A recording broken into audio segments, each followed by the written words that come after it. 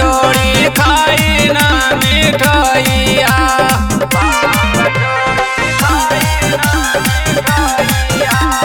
माँ Shitala recording studio Bihar Sharif.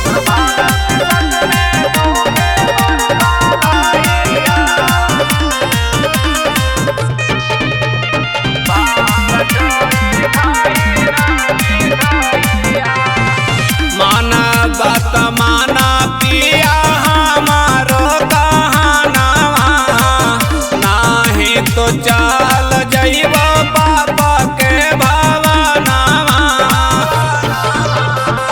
माना बात माना पिया हमारो कहनावा, नाही तो चल जइबो पापा के भवनावा।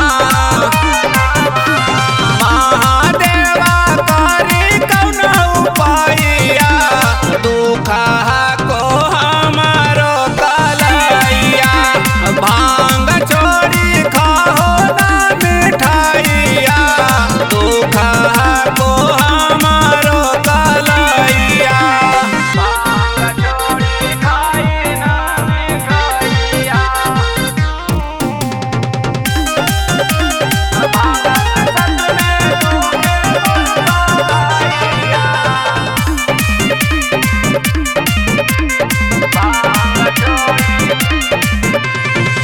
सावन में बढ़ाई दिलो भांगिया के डोज जी, पहिले से ज्यादा खाहक हो रोज जी।